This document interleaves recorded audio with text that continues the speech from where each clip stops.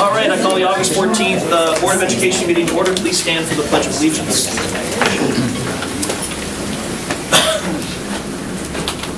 I pledge allegiance to the flag of the United States of America and to the republic for which it stands, one nation, under God, indivisible, with liberty and justice for all. Roll call. Mrs. Dendorfer? Present. Mrs. Kulik? Present. Mrs. Halloran? Present. Mr. Nicholas? Present. Mrs. Petro? Present. All right, spotlight on learning. There's nothing tonight, Mr. Nicholas? Retirement? Nothing tonight? Got any info for us? I do. All right. Actually, if we could have Mrs. Hausman and Ms. Kestner come up and share with us the presentation on Keystone Literacy Training. Sure. Thank you, President Nicholas and board members, for the opportunity to share with you this evening the wonderful partnership that we hope to have with Keystone Literacy in Parma City Schools.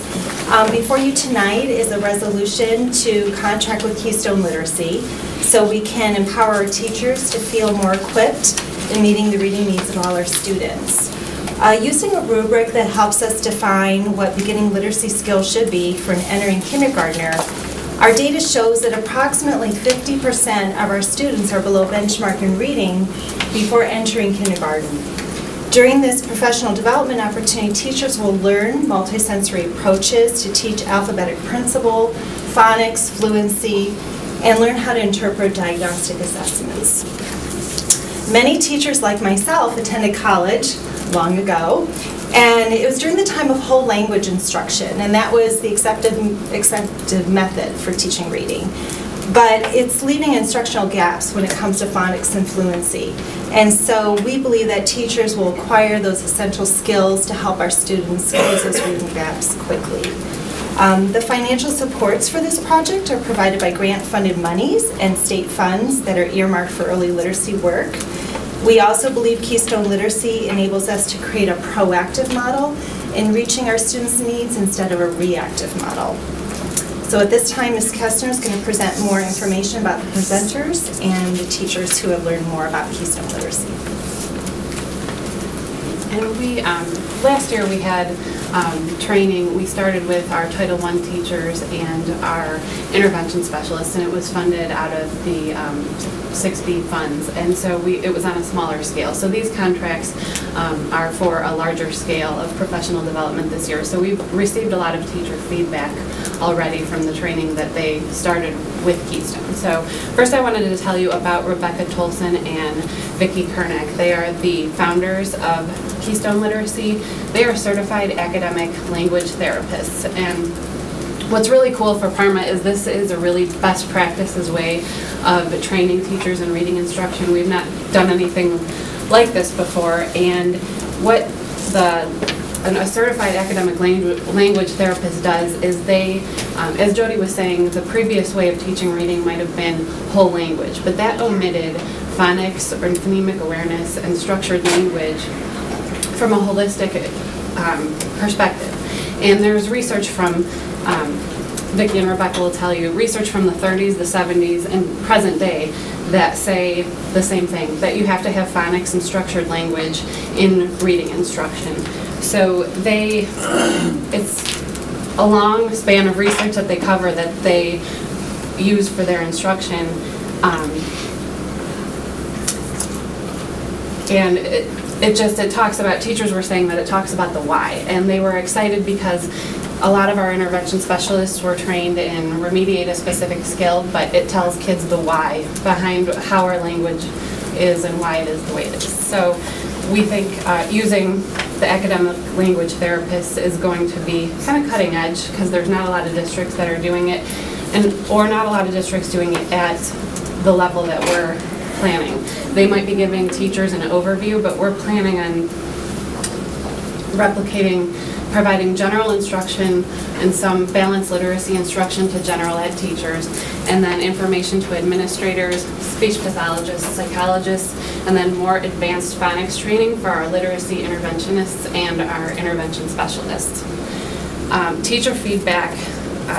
3 intervention specialists have been sharing emails all summer.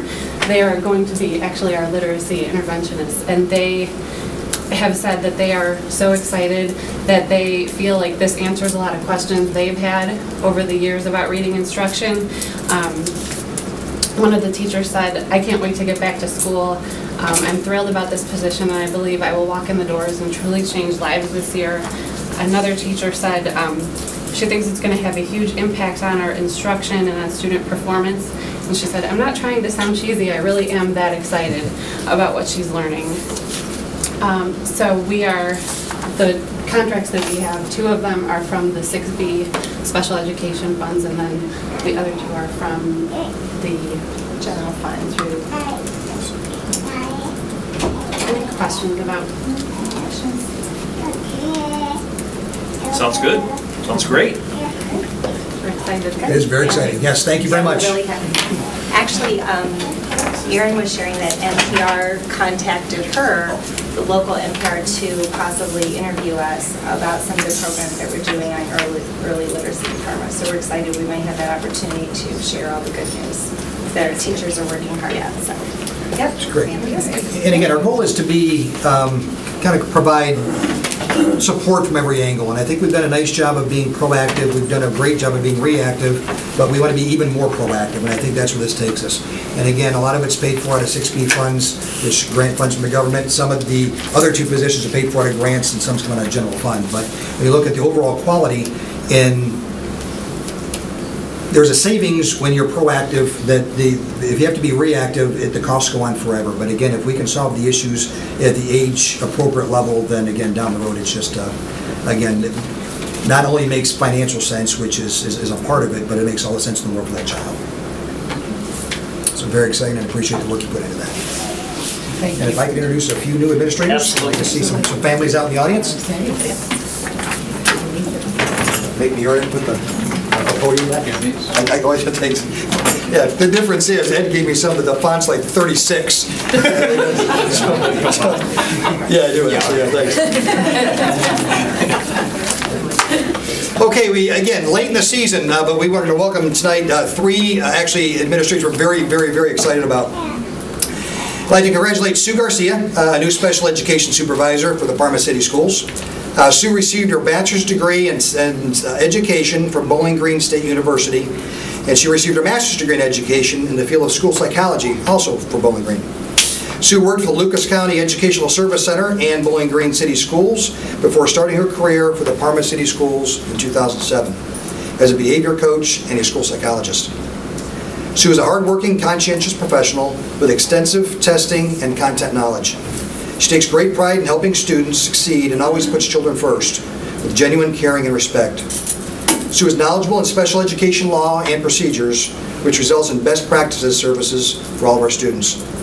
Sue works well with students, parents, and staff, and will continue to be a great asset to the Parma schools. And again, I've said it earlier, but I want to emphasize it in terms of the pride in helping students succeed and making sure every student has that opportunity. So Sue, I'd like to welcome you and come on up, say a couple words, introduce your family. But Sue Garcia.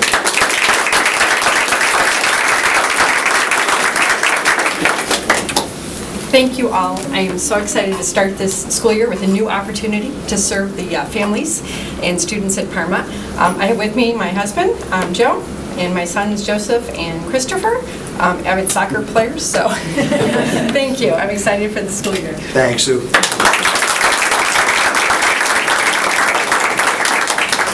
Okay, next, a little traveling to get here.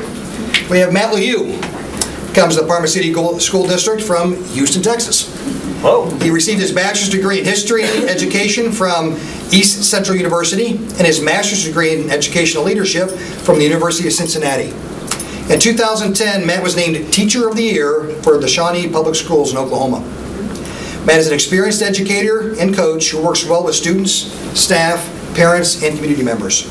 He coached a variety of sports, including football, soccer, basketball, track, and baseball. And for those of you who didn't know, and I didn't know as a question, how do you coach football and soccer? Well, in Texas, they're in different seasons because nothing competes with football. No. So. Matt also worked as a technology trainer and mentor. He worked with at-risk students, helping them to get back on track to graduation. Again, we welcome Matt as a new assistant principal to the Parma Senior High School. And again, when you get this late in the season and you're interviewing people, sometimes you get nervous because a lot of people already have jobs somewhere else. And I tell you what, we had the jackpot with Matt. Came to us, and actually I didn't know it, but I met his wife and daughter, right? Yeah, my daughter. And daughter. They were waiting because he interviewed on Friday, his first round of interviews, but he's in from Texas, so we had to hang out here for the weekend, brought the family, and then the next day, I think you flew back, then drove back. Is that right? And quickly found a place in Parma just down the street. So again, I'd like to welcome Matt, and come on up. Matt, say a couple words.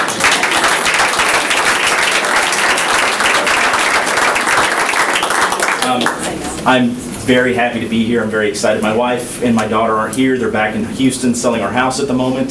So hopefully they'll sell it pretty quick and they'll be up here pretty soon. My wife, every night, I call her and tell her what the temperature is and she hangs up on me.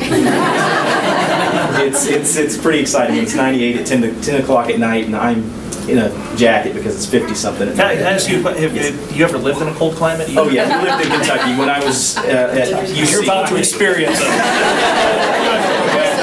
Trust me, well, let's just put it, I wear larger clothes, so cold doesn't bother me quite a bit. But I'm really looking forward to it. Parma's a great place, and I can't wait to spend a lot of time here, and I can't wait to raise my 3-month-old daughter here. So we're really, really excited, and I appreciate it. Thank you. Thanks,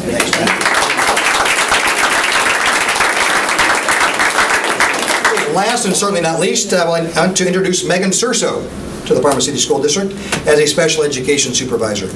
Megan was born and raised in Medina, Ohio, and graduated from Medina Senior High School in 2002. She continued her studies at the University of Dayton as an intervention specialist and received her undergraduate degree with the reading endorsement in 2006. Upon graduation, Megan moved to Columbus, where she was employed with the Upper Arlington schools for the past 7 years. Megan started her career in teaching in a classroom for students with multiple disabilities in grades K through 2. During her first year of teaching, she received her master's degree from Florida State University and graduated with a Master's of Education in Severe Behavior and Communication Disorders with an endorsement in autism. Megan spent 3 years at the elementary level before moving to the middle school to teach 7th grade students with mild to moderate disabilities. In Megan's last 2 years with Upper Arlington, she was the elementary intervention coordinator for the district. Megan and her husband have an 11-year-old daughter, Reese. She's kind of stealing the show already. And they currently live in Independence, Ohio. And when I read off all of the accolades and all of the accomplishments and the licenses and the specialties and the endorsements, it's pretty impressive, but it doesn't come close to describing Megan. She was actually very impressive in person and very excited to have her in the Parma City Schools. Come on, Megan, and bring Reese.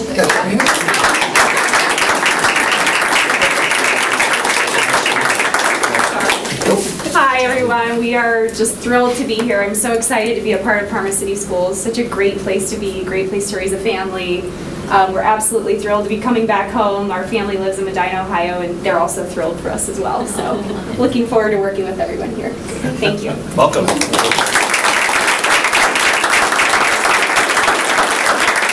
And I tricked you. It's not last but not least. Actually, I'm kind of glad I stole Ed's notes because I was short one. I'd like to introduce Victoria Abdow.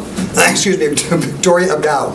I am pleased to introduce her to the Parma City Schools as the Pleasant Valley Elementary's administrative intern. Victoria was born and raised in Parma, Ohio. She and her family are proud products of the Parma City School District. At Muskingum University, Victoria received a bachelor's degree in middle childhood education and concentrated in the content areas of language arts and mathematics. She also received her degree in special education, mild to moderate. After graduation, she taught 4th and 5th grade. 4th and 5th grade mathematics and language arts in the Cleveland Heights, University Heights School District. Victoria was motivated to take leadership roles within her district in different committees such as building leadership team, district leadership team, teacher and administrators partnerships, TAP, and curriculum committees. Victoria attended Cleveland State University and received her master's degree in school administration. While completing her master's degree, she also received a reading endorsement from Notre Dame of Ohio.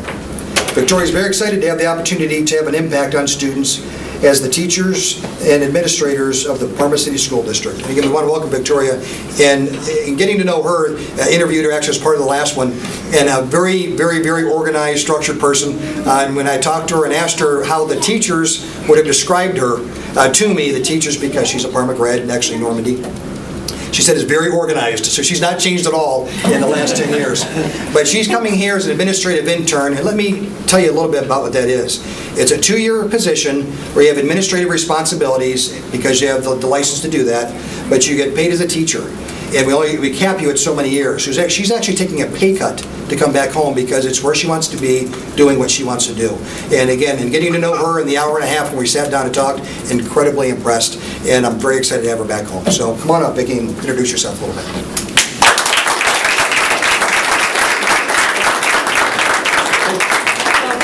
A great memory. I'm so happy to be back home.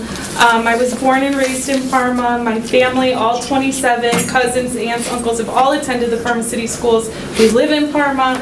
I live in Parma myself, so I'm excited to be a community member, a product of the Parma City Schools, and I'm able to have an opportunity to work with the educators to give back of what I received. So I'm very lucky for this opportunity, and I really do appreciate coming on board and being what I consider back home. So thank you so much. That's exactly how she phrased it in the interview. She wants to be back home. And again, I tricked you again. I'm glad I've got it here. We have one more. Actually, look at the next page to make sure it was one more. So again, Stephanie, I apologize. Stephanie, we welcome Stephanie Nicola as the administrative intern at Parma Senior High. Stephanie's been working in the field of special education for over 15 years, both voluntarily and professionally. She graduated from Cleveland State in 2005 with a Bachelor's of Science in Moderate to Intensive Special Education.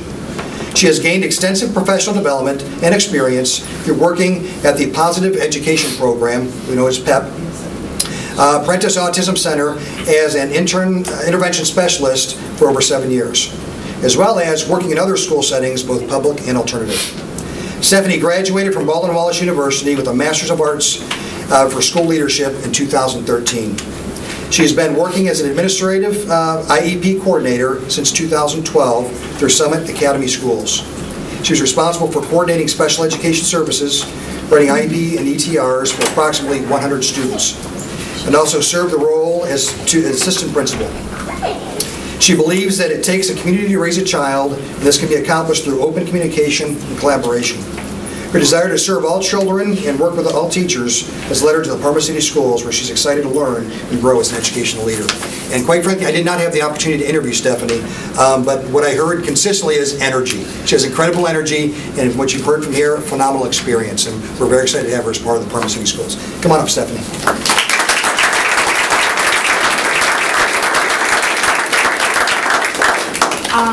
And muffins. Oh, and you brought muffins, that's right. I didn't get any muffins, by the way. Did you? That makes me so happy. I love sharing. I love sharing things that I love, and I love that you guys love me as the candidate for the intern. So I'm very excited to learn, and I have a great team that I'm looking forward to working with. So thank you for the opportunity. Thanks, Stephanie. Really is it. All right, thank you very much. And again, congratulations and welcome to all those who've become part of the Parma City School family. Thanks. That's Rich. Do you want to excuse everyone before we go into executive session? We are leaving to go into executive session here in a couple seconds, and if we come back and the room has far less people in it, we fully understand. This is the exciting part of the meeting when we get to welcome and recognize great people. But again, if you need to go home and take care of Reese, we understand. Okay, I move to adopt Resolution 2014-267 to go into executive session to consider the appointment, employment, dismissal, discipline, promotion, demotion, compensation of a public employee. Second. Roll call, Mr. Bowman. Mr. Nicholas? Yes. Mrs. Gulick? Yes. Mrs. Dendorfer? Yes. Mrs. Howland? Yes. Mrs. Petro? Yes. All right, we'll be back. Okay, it is, what time is it? 6:17, 18? 6:18. We have now resumed the meeting, moving into communications. Thank you. First of all, we'll start off communications this evening with the assets poster. The poster for this evening we're going to talk about is let them tell you how they feel. I chose this one for tonight because with the start of school, there's going to be a lot of different emotions running through the children, all students of all ages, as we all know, because there'll be changes in their lives. So give them the opportunity to just sit and talk with you and to let you know exactly how they're feeling about things. And maybe you can't resolve an issue for them, but at least you can be a good listener. So we encourage you to please do that. Any other board members have communications for us tonight? Yes, Mrs. Gulick. Mrs. Danielson. Again, I would like to remind the audience, other board members, whatever, that the Parma Schools Foundation is going to have a drawing for a 2014 Chevy Cruze, and it will be on October 1st at the Taste of the Town. Okay. The tickets are now available, and Taste of the Town tickets are $30 a piece, and there are many members of the foundation out there with the tickets. I also have them available for both events, the car and the dinner. Thank you. Thank you. Anybody else? Okay. Treasurer Dan, anything? Yes, it's that time of the year for looking at Capital Conference, which comes up in November, and the board needs to choose its business meeting delegate. We need to be able to get that documentation into OSBA, so if it does not require a motion or anything, just consent of the board. Start thinking about it. What do you need to notify? Well, sooner we than should take later. care of it right now. All right. Yes. First of all, it has to be someone that's going to be at the conference during that time, which would be Monday afternoon. Yes. If I remember So that won't correctly. be me. All right, take Sean off Yeah. the candidate list. Traditionally, Karen is our representative, so I would suggest we have her as a If representative. somebody else wants that position, they're welcome to it. Anyone? Any takers? I'm not sure yet, so I'd hate to commit and not be able to. Okay. Those dates again are November 9th through the 12th. Anyone else eager? Well, it's by consensus, we could have. Good, no Karen's disagreement? going. Ms. Dendorfer, will Thank cover you, us? Mrs. Okay, Dendorfer. thank you very much. All right. Thank you, Karen. Monday afternoon's rough. Hard to commit to that. Okay. Strategic plan update, Dr. Bright? As you can imagine, things have slowed down a little bit over the summertime. We were actually, Mrs. Gadd and I had chatted before the meeting, and she's going to coordinate a meeting with the business committee, the management committee, to review. We still haven't finalized the mission and vision yet. They have their input, as well as some of the other things we're working on. We did meet and discuss this at our administrative retreat, and Pat Geschke did a great job of coordinating everything, and he gave credit to the folks sitting around him, actually, Brad and Jody and Jeff and Aaron, for the topics of conversation. And what we try to do is focus on how we personalize our commitment statements and some of the action plans. And what I mean by that is he put people in groups and divided the groups up into two, and then people decided or discussed all the cons, all the issues they're going to have with it, and others talked about the pros, and they switched places. And the whole idea is attempt to identify the obstacles, but more importantly, how to overcome those obstacles, and make sure that we're taking this document and making it real, and making it something that we live. So we spent a day doing that, or doing several activities. That was one, with the intent of educating our administrators and helping coach them through how to actually implement this in your buildings. So again, it's what we do, it's what we focus on, and once the project's done, or the document's done, it's what we'll live by and constantly monitor and adjust. So it was a pretty good day. But I hope to have more information, maybe not the next board meeting, that's next week, I think. Yeah, 10 days. But after the beginning of the school year and things get settled down a little bit, get that group back together, and we'll start making great strides very quickly. Thank you very much. Thank you. Mr. Bowman? I apologize. The other aspect of that is there also needs to be an alternate designated as well as the delegate. So there is a second person who needs to. I thought you were going to tell us you found money or something. I got all excited. I thought you were going to jump in and be like, hey. Nothing. Mrs. Halloran, are you going to be there on Monday? I will make sure I'm there, yes. I can do that. Would you be the alternate for us? I will do that, yes. Thank you. Thank you. That's all. I'm sorry. Okay. Any other communications? If not, that concludes communications for this evening. Thank you. Okay, I move to adopt Resolution 2014-8268, motion to adopt the August 14, 2014 regular meeting agenda for consideration, discussion, and/or action. Second. Okay, we do have amendments, and we do have some walk-ons, but we are going to be pulling Resolution 2014-8290. I move to adopt Resolution 2014-8269, adoption of amendments and/or walk-ons. Second. Okay, we have a motion and a second. Roll call. Mr. Nicholas? Yes. Mrs. Gulick? Yes. Mrs. Halloran? Yes. Mrs. Petro? Yes. Mrs. Dendorfer? Yes. Resolution 2014-8269 has been approved. Ms. Barkowski, do we have anyone that wants to speak prior to any action on resolutions? Okay. We had a motion and a second to adopt Resolution 2014-8268 to adopt the August 14th agenda. Any questions or comments from the board? Roll call. Mr. Nicholas? Yes. Mrs. Gulick? Yes. Mrs. Halloran? Yes. Mrs. Petro? Yes. Mrs. Dendorfer? Yes. Resolution 2014-8268 has been approved as amended.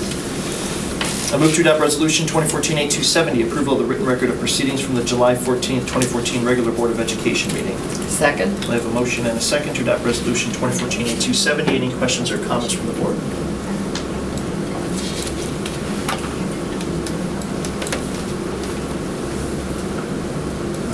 Excuse me. Sure. one moment.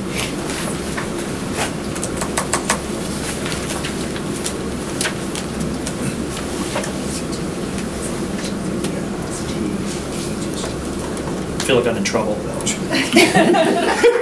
They're whispering, and I didn't say anything. And Just figuring out your punishment. right, figuring out the punishment. That's right. What's it going to be? Iron Maiden? No sleep. No sleep? I'm already not getting that. There needs to be a clarification that that name is being added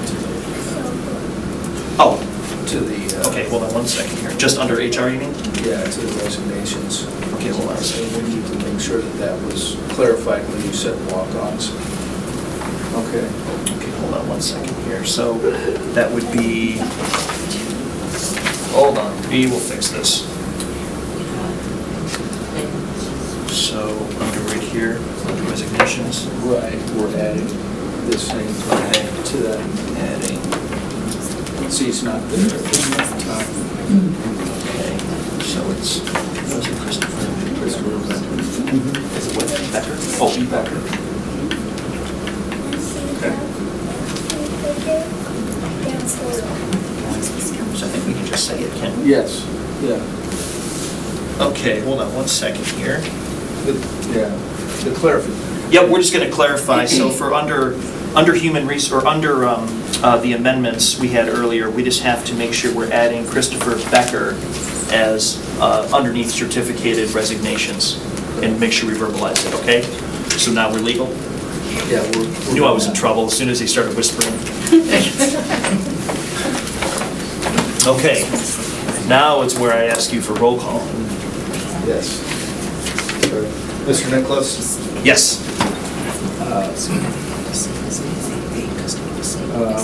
Mrs. Dendorfer? Yes. Mrs. Halloran? Yes. Mrs. Petro? Mrs. Gould? Yes. All right, Resolution 2014-8268 has approved as amended. Okay, I move to adopt Resolution 2014-8270, approval of the written record of proceedings from the July 14, 2014 regular Board of Education meeting. Second. There's a motion and a second to adopt Resolution 2014-8270. Any questions from the board? Probably not. Roll call. Mr. Nicholas? Yes. Mrs. Petro? Yes. Mrs. Dendorfer? Yes. Mrs. Halloran? Yes. Mrs. Gould? Yes. Resolution 2014-8270 has been approved. Okay. I move to adopt Resolution 2014-7258, acceptance of contributions and donations. This is under unfinished business. Sorry, I didn't read the title. So that's finance. Was that under finance? Yes. No. Oh, No, but did I it's steal you now- from? It's now on the agenda, but it's the finance person. Oh. That's then- okay. But you're fine, We've already it's all- done it. you You've said already it, I done it. seconded It's it. an unfinished I'm good. business. Okay. Okay, we had a motion and a second to adopt Resolution 2014-7258. Any questions or comments from I'm sorry. Just a second, I didn't catch that. It was me. Thank you. Sorry. Boy, we're rusty. Man, we've been gone for like a month. I'm rusty. I'm rusty. I got like baby webbing cloudiness going on up here. Roll call. Mr. Nicholas? Yes. Mrs. Halloran? Yes. Mrs. Dendorfer? Yes. Mrs. Petro? Yes. Mrs. Gulick? Yes. Resolution 2014-7258 has been approved. I'm going to get this, I promise. I've been at this for a little bit. We'll make it work. Okay, I think we're in teaching and learning, right? Not that lost. Let's Okay, see good. how I can mess this one up. Good. right? No, you'll be Okay. I move the adoption of Resolution 2014-08-271, granting authority to the administration to enter into a contract with Applewood Centers Incorporated, Eleanor Garrison Middle/High School during the 2014-2015 school year. Second? There's a motion and a second to adopt Resolution 2014-8271. Any questions from the board? Roll call. Mrs. Gulick? Yes. Mrs. Dendorfer? Yes. Mrs. Halloran? Yes. Mrs. Petro? Yes. Mr. Nicholas? Yes, Resolution 2014-8271 has been approved. I move the adoption of Resolution 2014-08-272, granting authority to the administration to enter into a contract with Belfair Jewish Children's Bureau operating Monarch School during the 2014-2015 school year. Second? There's a motion and a second to adopt Resolution 2014-8272. Any questions from the board? Roll call. Mrs. Gulick? Yes. Mrs. Dendorfer? Yes. Mrs. Halloran? Yes. Mrs. Petro? Yes. Mr. Nicholas? Yes, Resolution 2014-8272 has been approved.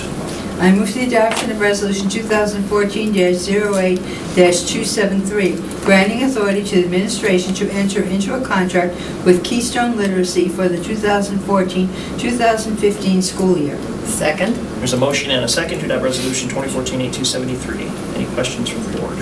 Roll call.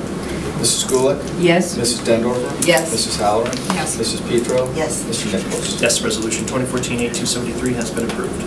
I move the adoption of Resolution 2014-08-274, authorization for the Parma City School District to enter into a contract with UH Parma Medical Center for athletic training services for the 2014-2015, 2015-2016, and 2016-2017 school years. Second? All right, there's been a motion and a second to adopt Resolution 2014-8274. Any questions from the board? Yes, I have a question on this. I did not see any cost that was listed for this contract, or is it something that we pay as we use the services, or is this an upfront contract? There is a cost for the service, and it is the same as it has been previously when it was Parma Community Hospital. There is no increase to the cost of this service. Okay. It's just now a new contract listing UH. Okay? Okay, thank you. Roll call. Mrs. Gulick? Yes. Mrs. Dendorfer? Yes. Mrs. Halloran? Yes. Mrs. Petro? Yes. Mr. Nicholas? Yes, Resolution 2014-8274 has been approved. I move the adoption of Resolution 2004-08-275, authorization to enter into an agreement regarding the Ohio Schools Council Lake Erie Educational Media Consortium for the 2014-2015 school year. Second? There's a motion and a second to adopt Resolution 2014-8275. Any questions from the board? Roll call. Mrs. Gulick? Yes. Mrs. Dendorfer? Yes. Mrs. Halloran? Yes. Mrs. Petro? Yes. Mr. Nicholas? Yes, Resolution 2014-8275 has been approved. I move the adoption of Resolution 2004-08-276, implementation of technology plan Phase 3, one-to-one student devices. Second? There's a motion and a second to adopt Resolution 2014-8276. There are questions and going to be comments from the board. Yes, and as usual, under the topics of teaching and learning, when we are going to be adopting an item where we are spending money, we ask for a presentation, a brief overview, so that the board members and the public also have the opportunity at that 11th hour to at least have any other questions answered, even though we've been talking about this for a long time, and it's part of a plan that started with Phase 1, Phase 2, we're now at Phase 3. So, Jane, Dan, you're up. I'd like to start off and in the aspect of the financial piece of it, go over some of the terms and structures of the lease. So if you, first of all, this is a 3-year lease, and it's structured very much like the lease of the teachers for their devices, which we entered into at the beginning of last school year or last summer. Slightly different though because of the magnitude of the lease. This lease covers over 11,000 devices, okay, and it will take some time to deploy those devices. So in that, Apple Finance has agreed that they will step the schedule and payment. The first payment will be in September, and it will carry the kindergarten through 7th grade devices. We will start the rollout, and Jane will get further into this, in the elementary grades. And it covers about 6,500 devices. They are all iPads, either mini iPads or iPads. And that lease payment is $1,440, excuse me, $1 million. He's not so good with numbers. All right, I vote yes on that 1,000. Yeah. Apple's going in a shot. $1,442,785 for 3 years. The second payment, which is to cover the devices that are going into grades 8 through 12, and there's about 5,370 of those devices. That's at least that's the way I read the quote. Is $1,514,058. Some of the things about the lease is that the rate of it is 0.9%. The equipment is all warranted for 3 years. If you go to the next slide, thank you. All of the devices, kindergarten through 7, are coming with a case that is appropriate for them. The devices grades 2 through 7 will all have the keyboards coming with them, and Apple is giving considerable support in the deployment of all of these devices. All devices are secured by Apple, and Jane can get further into that explanation. Basically, what they're saying to me is what I picked up is someone tries to steal one of these and go pawn it, the pawn shop's going to say this thing's useless. There's no value because they cannot re-image the machine. The district devices, the devices will all be insured under our insurance policy as well for theft, and Apple is, because of the size of the lease, listed as an insured in our insurance. I do not see our rate changing because of that. The reason for that is, while yes, this is coming on, we have building values coming off. And the building values coming off are at replacement values, not at what their appraised value is. Because you have to insure a building for its replacement, not for its just value. And so we won't see any change in our premium because of this. The other factor is, where are we getting the money for this? We are spending the balance of the settlement money. There is just slightly over $900,000 left in that, and we will start to use some of the money that we received from the TIF agreement. That we just received that money last month. That's how we're financing it. Those are funds that have been segregated and dedicated, and we're following the policy of the settlement that these funds are to go to the improvement in education of kids. And I think this is the improvement in education of kids, putting a device in every one of their hands. So from my chair, that's a snapshot overview of what's going on. And if I could just kind of put that in perspective a little bit, and is that a lot of money? Without a doubt, it's a lot of money. But if you look back over the last 2 years, I'm going off the top of my head, I believe we spent over $2 million in textbooks and supplementals. So again, when you have 11,000 students, buying something for every student is a lot of money.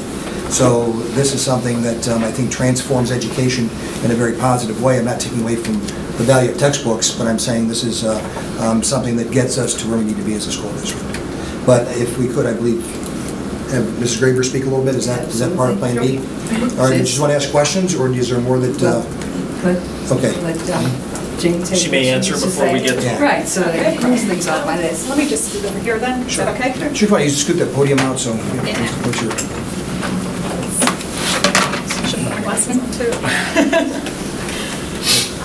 Okay, so I've talked to you guys several times now about our technology strategy. And we've done a lot of things to make progress on that. You know, we've talked about the network upgrades that we've done, the teacher rollout, and the teacher having those devices for a year. With Pat's leadership, they've really come a long way in understanding how to use those devices in the classroom. So this is just that next logical step. And it's funny, you know, I've seen teachers in the hallways and stuff already, and they are getting excited about it and asking me, well, when are we getting, well, I have them day one. I'm like, no, be patient, we're working on it. But so there is a lot of excitement and energy coming throughout the district to wanting to get those devices. So Dan already kind of talked about what the devices are, and again, that hasn't really changed at all since, you know, 6-12 months ago when we first proposed this as the next phase. One of the things, though, that we have done recently, and it's exciting because now with the administrators all coming back and ready and willing to dig in and do some work with us, it's kind of fun. We've put together a steering committee that's dedicated to this particular topic. And it has, Pat and myself are co-chairing it, and it has representatives from student services, building principals, special education, teaching and learning. We're getting others involved as far as like some of the, what they call ITIGers, which are our technology coaches. And they are part of Pat's team, and he has plans for all of his coaches and how this becomes second nature to all of them. So we have everybody, because this is a lot bigger than just giving the device to the student. If that's all we're doing, that's a disservice to the district and a disservice to the student. So the hard part is, how do we really embrace that technology and move it forward from a teaching and learning process and really evolve what we're doing? And that's where, you know, a lot of the heavy lifting, I look at Pat, is on his side of developing those tools and metrics and professional development for the teachers in order to make that successful. So the steering committee is helping with all of those things. They're helping with looking at how do we roll this out at the individual buildings. And we've already had a couple more detailed sub-meetings. I met with all of the middle school principals and also all of the elementary principals, and talking about, you know, how do we want to roll this out? What are the options? Apple came in and gave us a presentation about, you know, what are the different ways other schools have rolled these out, because we're not the first one to do this. A lot of districts have rolled out these devices, so let's learn from Apple. Let's not start it over. And they're starting to help guide us on what are the details. Do we go room to room? Do we bring the parents in? Because again, this is a lot bigger than just our school district. This is the everywhere classroom. So getting parent involvement is going to be key too, to making sure that they're understanding how their students and how their children are using the technology. So the steering committee is helping with all of those activities. Other things that we're looking at that we know that we have to, you know, have final decisions on and plans around are things like the Apple IDs. How do we get those set up for students? What's our responsible use policy? Does that need to change from what it is today? What do we do for lost or damaged devices? We have a lot of ideas and a lot of guidance from Apple as far as different processes that have worked at different districts. So, you know, which one's going to work for us? And that's where that steering committee, all those different parties get involved, can help guide what we need to do. How do you return equipment? You know, if a student is leaving the district, how do we make sure we get the equipment back? What are the expectations of teachers? What's the rubric that is going to show, you know, what's expected if you're a novice versus a proficient versus an expert at technology? Because our teachers are at all different levels, so we have to build a rubric that guides the training that Pat's going to offer to all of those teachers that's geared toward them. So somebody that's an expert is going to have a lot different training plan than somebody that's a novice. So all of that's being built. How do we measure the success? You know, what's the measurements of the teachers? How are we going to measure how they're performing with the technology? But also taking that down to, you know, what's the measurement of the student? You know, are they getting what they should be getting out of the technology? How do we personalize the use of the technology for the students?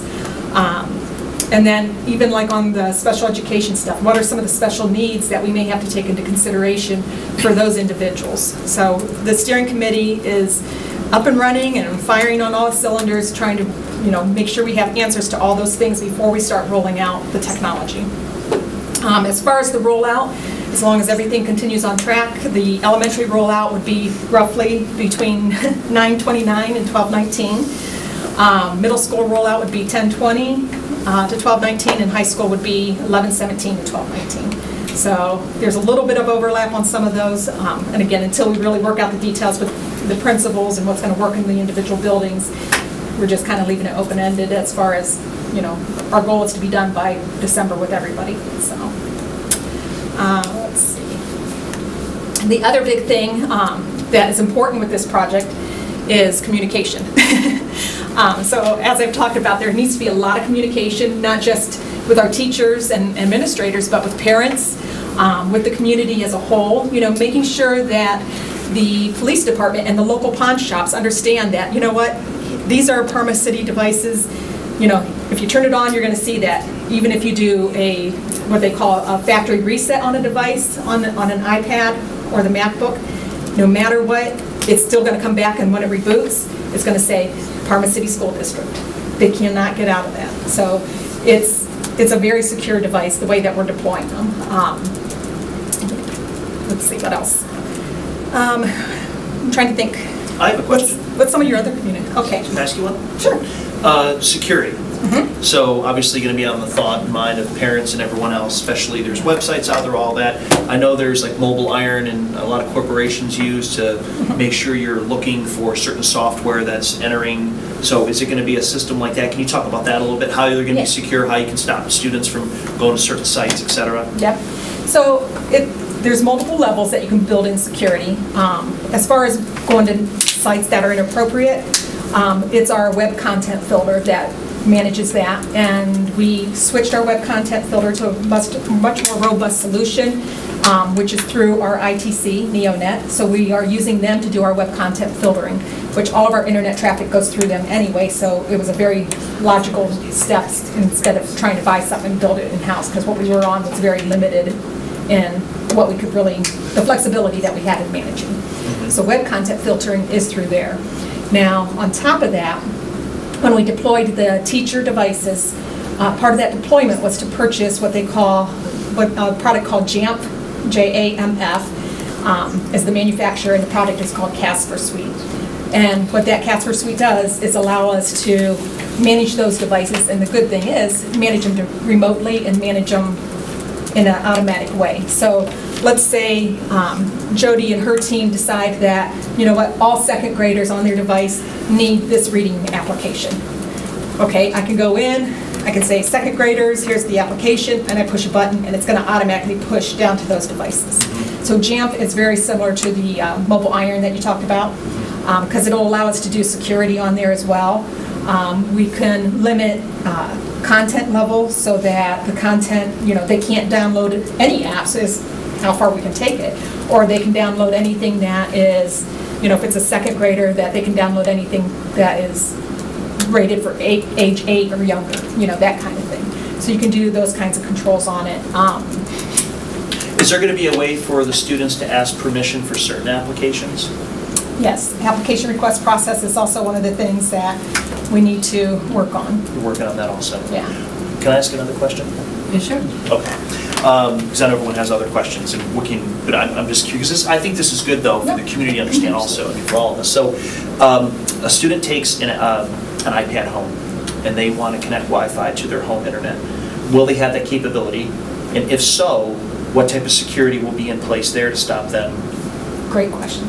Yes. From going to certain sites. I think what kids take at home is still one of the things that we're discussing. Sure. Okay, so that's one thing. Yeah, there's talk both ways. So whether or not they take them home is still open for discussion. But if they do take them home, basically what happens is the way that we can configure it is no matter what Wi-Fi you connect to, even if you're at McDonald's or the library or at home. Certain sites. Whatever Wi-Fi network you're connecting with.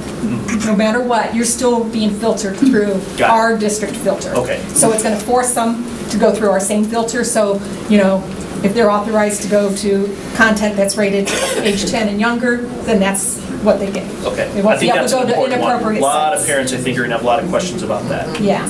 Yep. Right? Yeah. Yeah. And understandable. Yeah. I Before we would have shut the down, same if I, question. before we shut down and ask more questions, if I can elaborate on some comments that James made. At the beginning, she rattled off a lot of questions that we don't have answers to. And it's true, but it's not. And I think the last example she gave was a pretty good one. In terms of who takes the equipment home, she said still up for debate. We've had a plan, we've been talking about this plan for an entire year, and the plan has been K through 7, it stays here, 8 through 12, it goes home. At the last meeting, somebody brought it up, well, what if we do this or what if we do that? And this is going to be a living program. And there are some decisions that we made 6, 8, 10 months ago that 10 months later may not be the right decision. So as we learn, we will change. She talked about the tech committee. She talked about expectations. The tech committee, and we're waiting for teachers to come back because they've had the summer to process some more.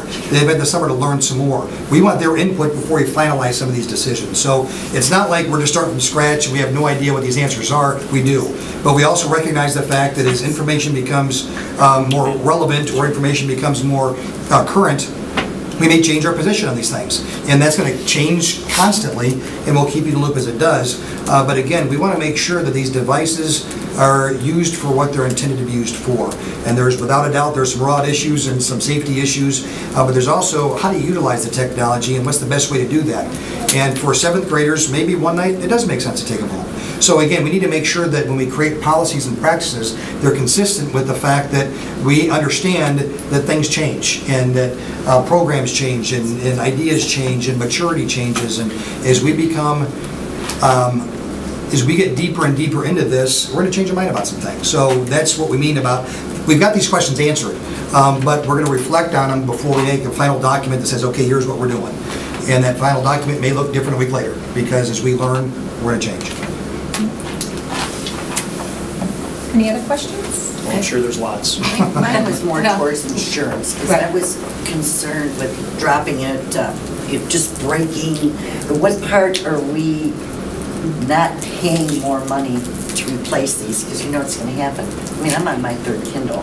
I don't go through it. And it stays right next to me. I don't take it anywhere, whatever. But just if devices break, they don't work. At what point is insurance covered, or are we paying more out of the pocket to replace all these devices? It's lost at home. I'm sorry, if I could please, let me do Paula Curry from Apple. She's here to kind of help us out along the way, and kind of not just tonight until we get things signed, but hold our hand along the way to make sure that what we're doing makes sense with best practice. I'm sorry, Paula. Absolutely, thank you, Dr. Graham. To answer your question, it is included, so for your iPads, so all of your iPads from your minis all the way to 8th grade, you have care for. So you get 2 accidental damages, and so that will be taken care of. So that means if you drop it or the screen, something like that, if anything happens to it as far as manufacturer, that's taken care of for the 3-year period as well. In regards to the MacBooks, we have been working with Jane and her team, and they have become self-certified. So you are an Apple self-certification now, which saves you a great deal of money.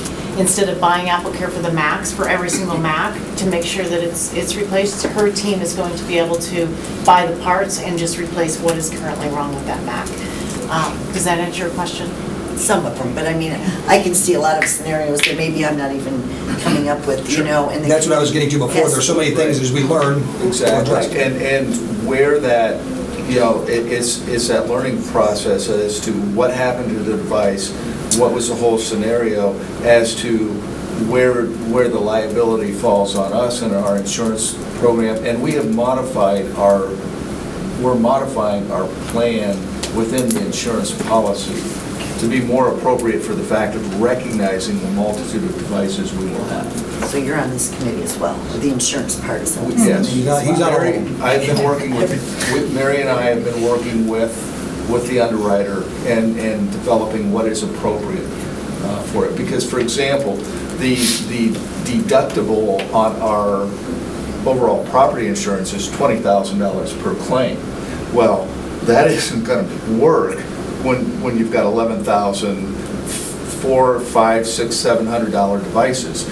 We have to put a lower factor to that and expand and embrace a better quality of policy as opposed to a larger catastrophic. So Again, we've also, we're doing the research into a modest fee for the devices that'll help with that deductible so that it's not hitting, you know, kids. It's sort of like an upfront damage fee, so to speak. A little skin in the game. Yes. I was going to say, some of the studies that was shared with me from Makes sense. the things that they've done is, even if it's just a very small nominal fee, would be, it does bring that skin in the game. And the number of accidents and problems that they've seen is definitely greatly lowered by having some of those in place. So it's one of the things we're still discussing, but we know we got to do something to make sure we're covered. And over the next few, expensive year after year because over the year next to few keep weeks, buying new ones and replacing, what are we, over 11,000? Yeah. So that could get costly. Oh, yeah. Right. Oh, sure. Okay. And back up a little bit in the story, okay? I wanted to just make sure that we are ready. I wanted to have my questions answered. And it's interesting because last night I had 4 full pages of questions. I talked with Dan for this morning for about 45 minutes. And Jane, you're lucky. He answered a lot of my questions. We've been working very closely. I'd be giving you 4 pages of questions. You know, we're talking about spending $9 million, okay? And if we were only talking about spending $1,000, I would still ask the same questions. Because I believe that all the board members here feel that we are very responsible for everything that happens in this district. And we all want to know. So I'm just going to give you a little bit of a scenario of what happened. When I was looking at the resolution for the servers, I had backup material. There was August 1st, Dan had sent out a PowerPoint presentation that I was able to view on the computer, and I had sheets of information that this is what this costs and whatever. So as I'm looking at this, I'm saying, okay, I see the dollar amounts. I remember what we said in phase 1. I remember what we said in phase 2. I know we've been talking about this, but this is the 11th hour. I'm being asked to vote on this. I want to know, what am I getting for my money?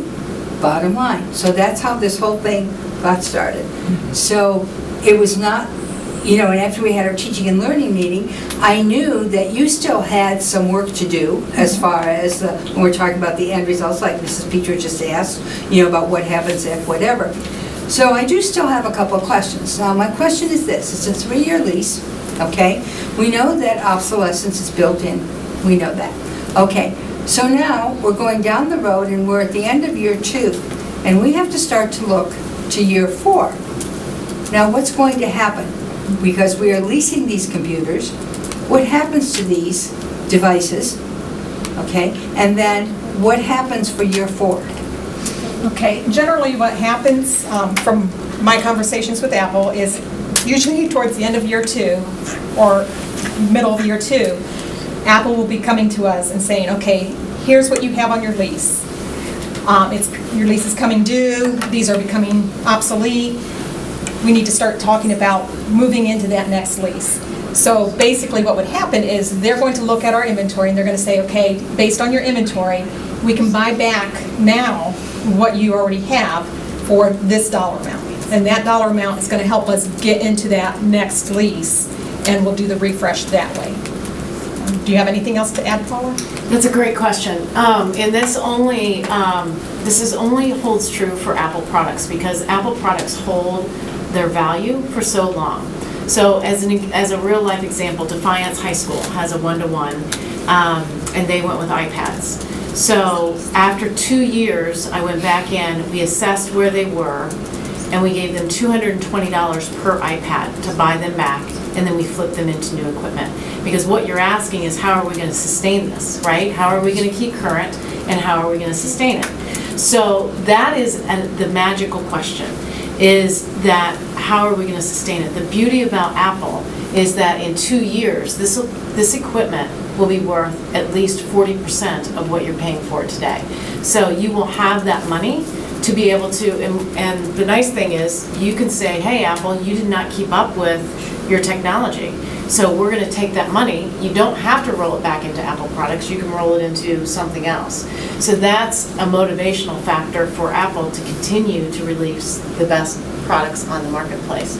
But that is actually the magic about Apple that you're not going to get with your typical PC manufacturer.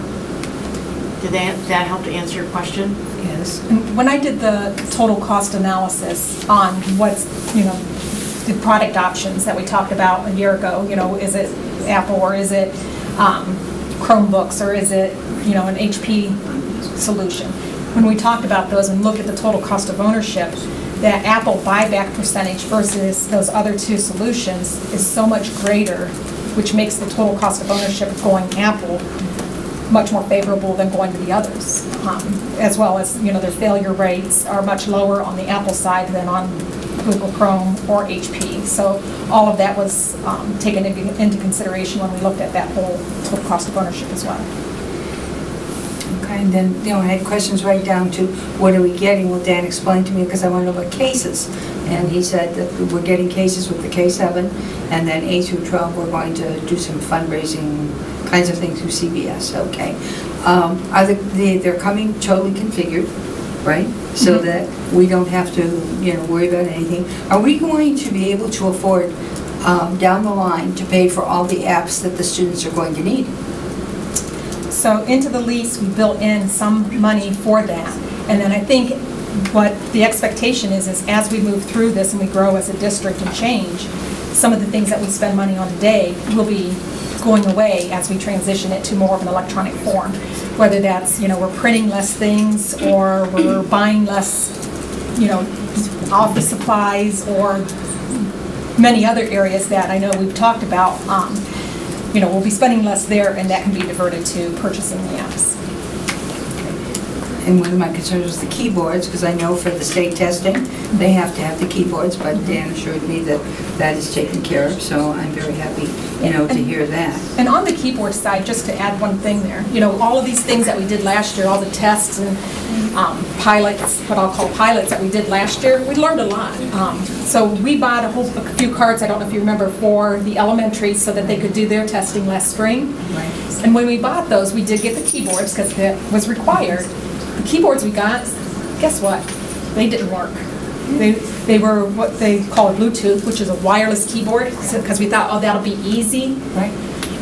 They really weren't effective. It took a lot of time to manage those keyboards and getting them working correctly with the right device. When you get that many wireless things in that room, like that particular type of wireless technology, there was a lot of conflicts.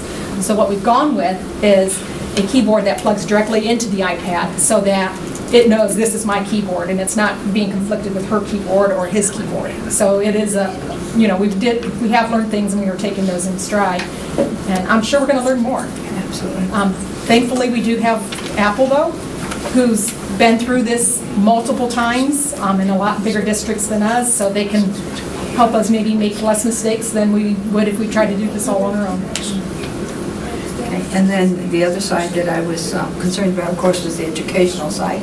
And I know that we're preparing our teachers and also working with the team from Teaching and Learning. I know that they are going to come up with a plan so that the devices will be used by the students. But as I keep saying, I would be horrified if every lesson was taught using a device. We still have to have all of the areas of education that have to be covered in the ball of wax, like Dan said today. That's why kids sitting at home at a computer, you see these ads, they can learn on eSchool and whatever else. Yeah, they can, but that's not getting an education. That's just learning facts or learning certain things like that. I agree. It still comes down to the teacher. If you like, I can have Mr. Geschke come up and speak to that a little bit. Mr. Geschke, please. We're going to let him talk. Is there anyone you'd like to introduce, Mr. Geschke, while you're up there? What's that? Anybody like to introduce while you're up there? This is my little kid. This is Ollie. Can you say hi? Hey, buddy. What's Ollie working on? Oh, he's an iPad. He's on an iPad. That's what I'm talking about. Yeah. Okay. He's banking for me.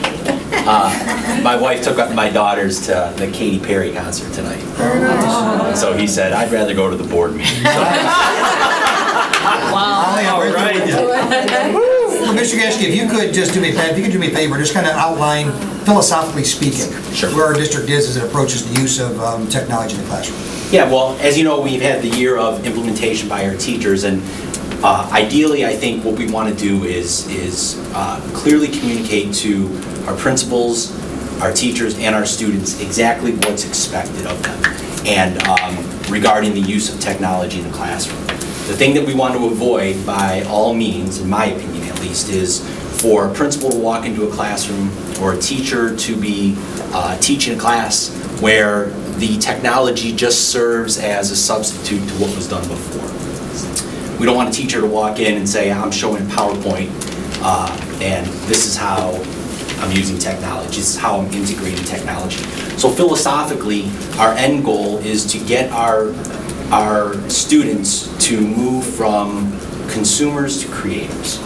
And technology has that great ability to help that happen, especially one-to-one technology, where kids will be creating constantly. And Mrs. Gulick, I agree with you about the idea that technology can't be what it's all about in terms of here you go, just learn yourself.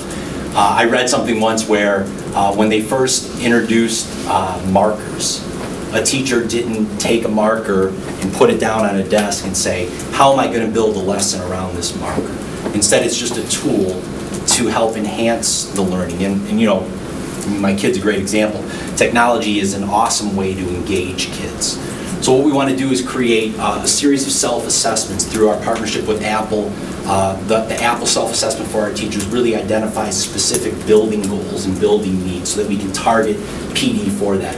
We're also going to create a personal self-assessment where our teachers will be able to identify their areas of strength and areas they need to improve on. And then what we can do is identify exactly what type of teacher that is, what type of tools that teacher can use in that area, but more importantly, we can support how that teacher can jump up to a higher level. And we can do that in a variety of ways. One is direct training on technology, although most of the research is going to show you that that's not the most effective way. There might be some things as to how to, but our philosophy is to embed technology in everything that we do. And we're relying on our principals and we're relying on our instructional coaches to do that. Any type of training that you would go to in our district, literacy training, math training, is also going to be technology training because it has to be embedded in the core curriculum and just in general instruction.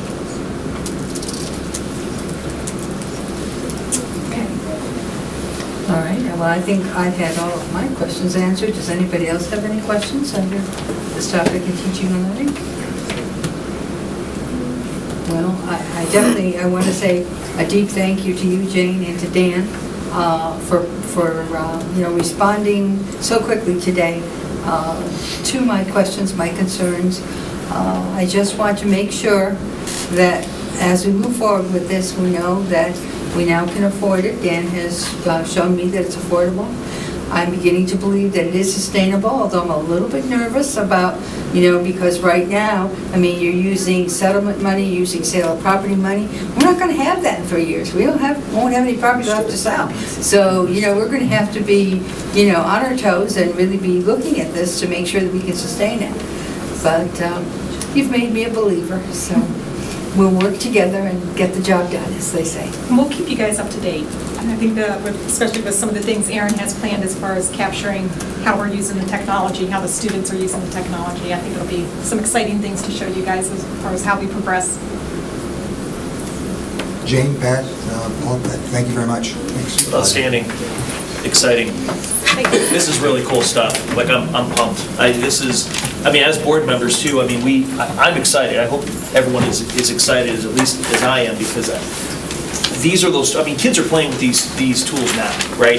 And if we can use that and, like Pat was saying, embed it into the curriculum moving forward where it's a tool, this is moving the district forward in a way that we could only have dreamt about, just a few years ago. So this really is an amazing step forward for our district. So, and if I could just jump onto that, and I agree that a lot of students have these and they're playing with them now, but a lot of students in our district don't. But they're going to be expected to compete with students in neighboring districts who have access to all this technology. So again, I think it's, quite frankly, my professional opinion is an obligation. I think we need to prepare our students for a world that includes, where technology is embedded in everything you do. Everything. You can't get away from it, it's everywhere. Our students may not have an opportunity otherwise. It's exciting. Can I just say something? Yeah. When Dan and I were talking last night, and I asked about the sustainability aspect of it, and Dan has assured me, the way he put it to me was, this is now a line item. So this isn't something that, okay, we're thinking about this today, and then we're going to worry about this in 2.5 years when it comes back up again. Dan has this in the budget, and we'll keep track of this all the time. So that made me feel a little bit better about the sustainability issues, that it's on Dan's radar. He's not just going to let it go until 2.5 years from now and then look at it again. So it's in there. It's much like once we adopted and got back into the cycle of textbook adoptions. Once that got initially embedded, I permanently carry it forward.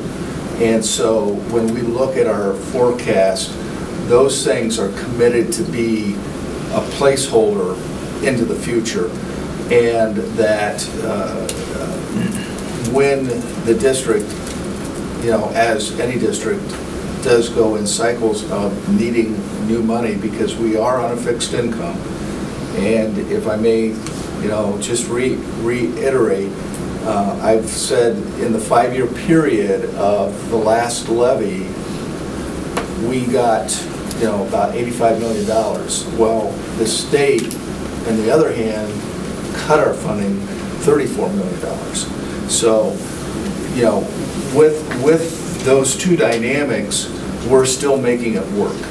And, yes, there is a little bit of risk here, okay? But I think it's a risk worth investing for the betterment of the kids. So. Thank you. I agree with you, Mrs. Gulick. It's always sustainability, and you hate bringing something and then taking it away, especially something as good as it is. But unfortunately, in our district, as any other district, yes. When you go for new money to try to sustain what you have and it doesn't pass, and unfortunately we had 7 years of that, something always is getting cut. So I know there's no guarantees that we cannot touch this or anything else. So I think it's up to this board also to look ahead for that and the community, and maybe see how important technology is, so we can make sure that maybe there's always earmarked money to keep technology going. But that's just an idea. But like I said, I don't like to sit. I've been up here where we take things away from kids, and it's always from kids. So just something to think about in the next few years for the future. And as a requirement with any type of lease factor, there is a non-appropriation clause in this lease, just like any other lease. So there is, those components are protected. We don't anticipate having to act on those. Well, we say that here, there could be a whole new group in 4 years. You never know. And they might have a different philosophy. So, like I said, a guarantee would be something that as I said, the further you get out in the forecast, it gets very fuzzy, but you have to take these risks. Don't see technology disappearing. Nope, I don't see it disappearing. That's it right there. We don't see it's not disappearing. Like to protect it. Yeah, so, we need it. Anyway, Kids need it. That's so this another is day and another topic. So, okay, thank you. So if there are no other topics or items for discussion, that will conclude teaching and learning. Actually, I think we have to vote on it. Yeah. We got to vote on it. I didn't plan on doing that. You see how excited Apple just got? You see that face? It's like, all right, roll call. Mrs. Gulick? Yes. Mrs. Dendorfer? Yes. Mrs. Halloran? Yes. Mrs. Petro? Yes. Mr. Nicholas? Absolutely. Resolution 2014-8276 has been approved. Okay, Jane, where's the cheering? And now we're done. Come on. Now we're done with Now she has to work. That's right. Now we're moving into business. Mrs. Petro. Thank you. I move the adoption of Resolution 2014-8-277, approving change order for tennis court removal at Parma Senior High School and Valley Forge High School. Second. There's a motion and a second to adopt Resolution 2014-8277. Any questions from the board? Roll call. Mrs. Petro? Yes. Mrs. Halloran? Yes. Mrs. Dendorfer? Yes. Mrs. Gulick? Yes. Mr. Nicholas? Yes, Resolution 2014-8277 has been approved. I move the adoption of Resolution 2014-8-278, resolution authorization to participate in hospital purchasing services, purchasing program for food service items and supplies. Second. There's a motion and a second to adopt resolution 2014-278. Any questions from the board? Roll call. Mrs. Petro? Yes. Mrs. Halloran? Yes. Mrs. Dendorfer? Yes. Mrs. Kulik? Yes. Mr. Nichols? Yes, resolution 2014-278 has been approved. I move for the adoption of Resolution 2014-8-279, authorizing membership and participation in cooperative purchasing program and electronic vendor audit system with Ohio Schools Council for the 2014-15 school year. Second. There's a motion and a second to adopt resolution 2014-8-279. Any questions from the board? Roll call.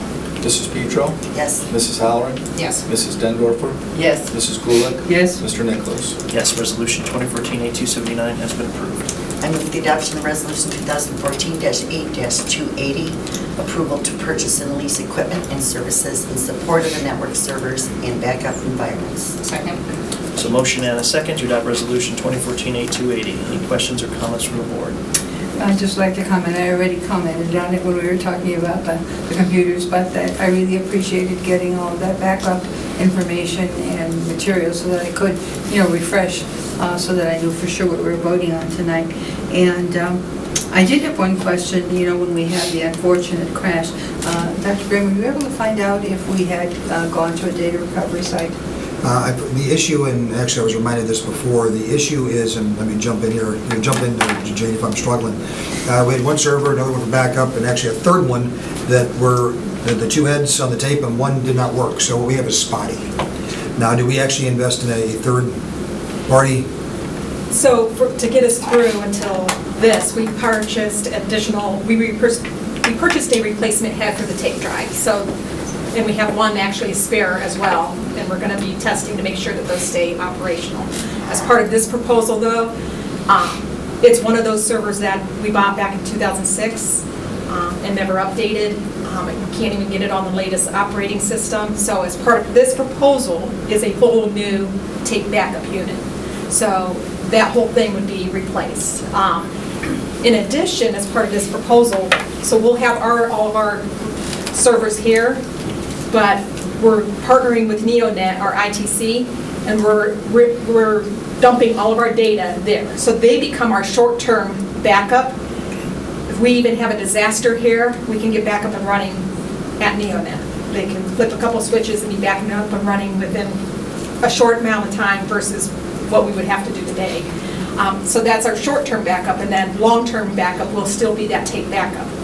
The reason that we still feel that we need to get a new tape backup system and not just go to disk is because everything that we have today is on those tapes. So we needed to get something that was compatible that could read all of those tapes from a history perspective, because if we get audited or need subpoena data from a year ago, 2 years ago, 3 years ago, I need to be able to still go back and read those tapes.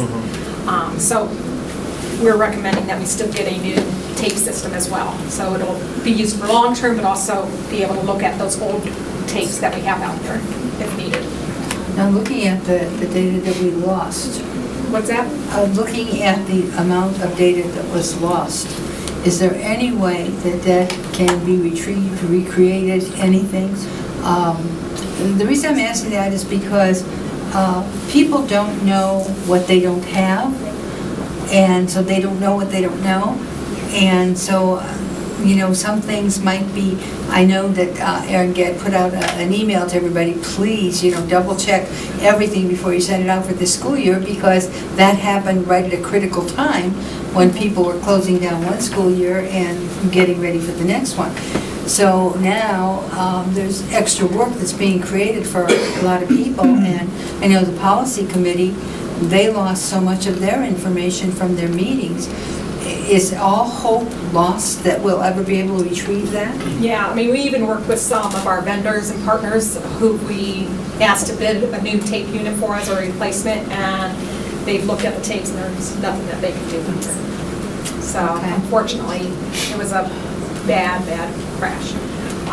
We'll also be putting in procedures though that test our backup and recovery, so that we find if there's a head missing or not working correctly a lot sooner than what we've done today. They'll send a warning then, like I'm sick or something like that. Yeah, so people we will can know. proactively monitor it, but we'll also test it. So we'll take a tape from 3 months ago and test, okay, can we recover from this tape? Is it working correctly? Do all the files look whole versus what it says it has? Whereas in these other ones, we didn't look. We didn't see that the files really weren't whole. We probably could have caught it, but we didn't. Okay, well, let's tell everybody we tried. I said we'd ask. If you do have some things that are printed, is what we're telling folks, because I know even with some of the board docs and stuff, we can scan those into a PDF, and with some of the new tools, I don't know if you remember, I can't even remember when it was, but we got new licensing with Adobe, so we can turn those PDFs into a PDF that we can edit, and we can then update those so that they're not losing things that they may have. So we can. There's things that we can do, and I know I've worked with a couple of the secretaries and stuff to start talking about that and tell them we'll hold off. We should be getting our licenses hopefully next week from Adobe, so we can start doing those things. But yeah, it's okay. It's bad. That's good. That's a half a loaf, shall we say? Okay. I know. Thank you. Anyone else? Roll call. Mrs. Petro? Yes. Mrs. Halloran? Yes. Mrs. Dendorfer? Yes. Mrs. Gulick? Yes. Mr. Nicholas? Yes, resolution 2014-8280 has been approved. And if there are no topics or items for discussion, that concludes business. All right, finance. Thank you. I move for the adoption of Resolution 2014-8-281, approval of the July 2014 financial report. Second. There's a motion and a second to adopt resolution 2014-8281. Any questions from the board? Roll call. Mrs. Halloran? Yes. Mrs. Petro? Yes. Mrs. Dendorfer? Yes. Mrs. Gulick? Yes. Mr. Nicholas? Yes, resolution 2014-8281 has been approved. I move for the adoption of Resolution 2014-8-282, ratification of investments. Second. There's a motion and a second to adopt resolution 2014-8282. Any questions or comments from the board? Roll call. Mrs. Halloran? Yes. Mrs. Petro? Yes. Mrs. Dendorfer? Yes. Mrs. Gulick? Yes. Mr. Nicholas? Yes, resolution 2014-8282 has been approved. I move for the adoption of Resolution 2014-8-283, approval of supplemental appropriations. Second. There's a motion and a second to adopt resolution 2014-8283. Any questions from the board? Roll call.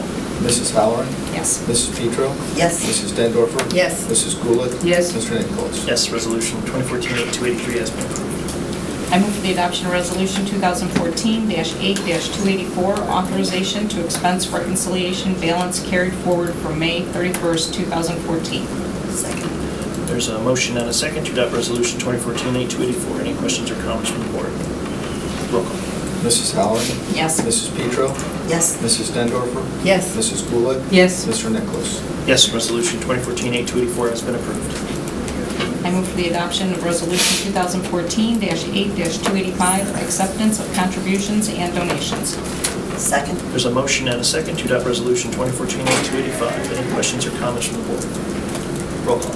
Mrs. Halloran? Yes. Mrs. Petro? Yes. Mrs. Dendorfer? Yes. Mrs. Gulick? Yes. Mr. Nicholas? Yes, resolution 2014-885 has been approved. And as always, the board would like to thank the community for their donations and contributions to our district. And if there's no other topics or items for discussion, that concludes finance. Thank you. Legislation. Thank you. I move for the adoption of Resolution 2014-08-286, maintaining rigorous standards for Ohio schools and students.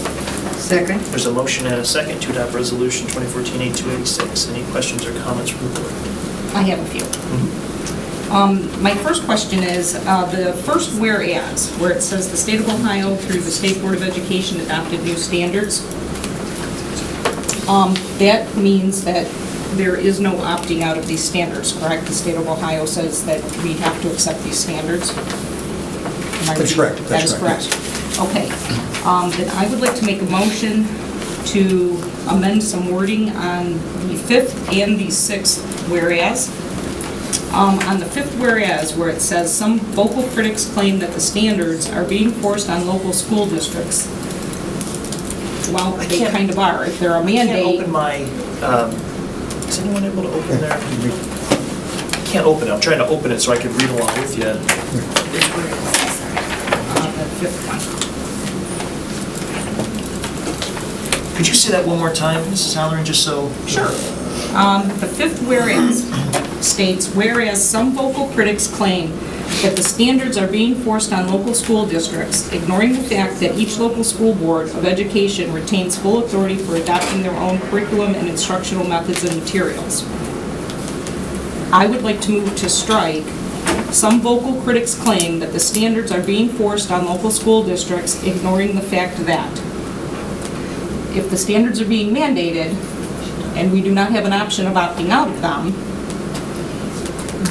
to me, when I read this, it sounds like you have an option as to whether or not you're going to adopt these standards. So I would move to just leave it where it says, whereas each local district board of education retains full authority for adopting their own curriculum and instructional methods and materials. I don't have a problem with that. Does anyone else? No? I don't think you have to move. I think we could just by consensus agree with that, right? Okay. Yeah, we could just strike that area out, okay? So we're good there. And then the next one down, whereas state representatives Matt Huffman and Andy Thompson have introduced House Bill 597, which seeks to prohibit implementation of these standards essential to the best interest of students and their preparation for success. I would like to strike essential to the best interest of students and their preparation for success. To me, that sounds like an opinion.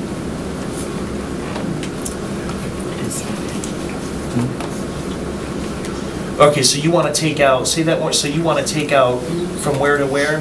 Just where it says essential to the best interest moving forward? Yes.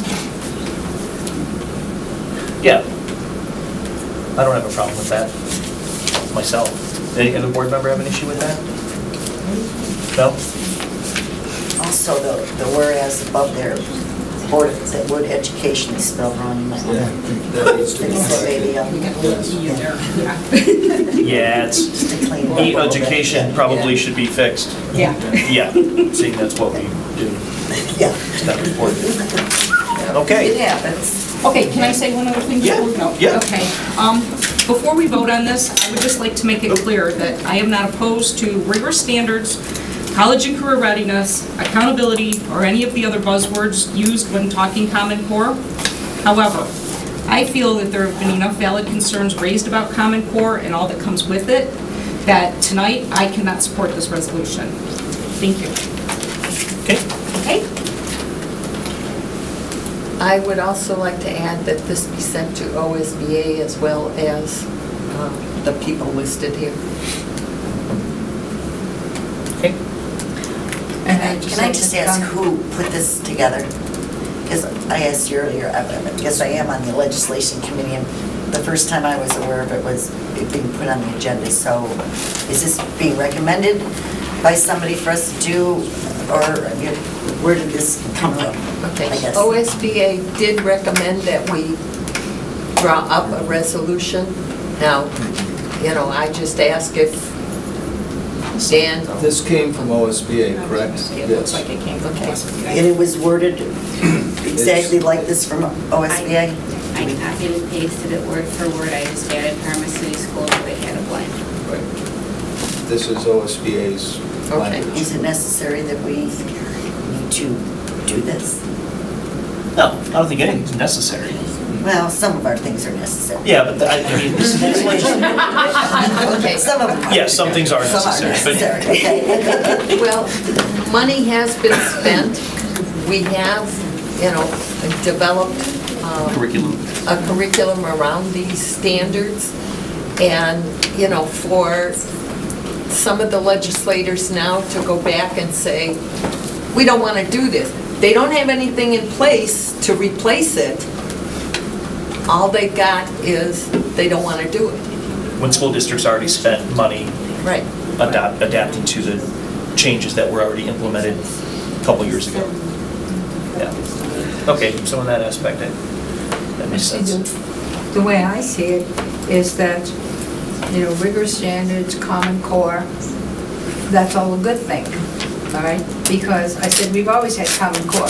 1 + 1 is always 2. That's Common Core. Every kid in this country has to learn that, okay? That's Common Core.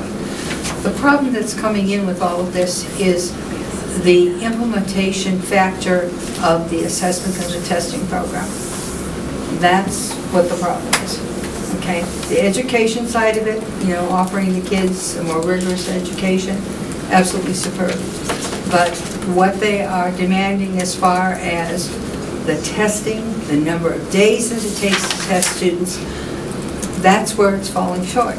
So, you know, I'm torn because I firmly believe in a stronger education for our students, but I don't buy into all of the testing mandates.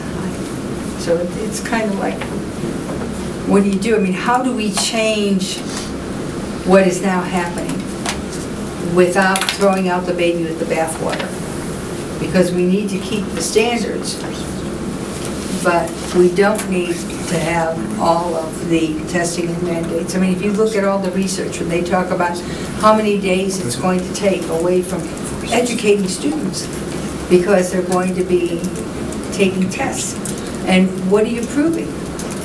You know, you don't need all of that. I mean, you need some. I mean, I know we're in a data-driven society. I understand all that, but I think we've just gone too far to that side. So that's my say. Sorry. Any other questions from the board? My question was, is this something that this Board of Education, do we all feel that this should be on the agenda, I guess, as far as we need to vote for this?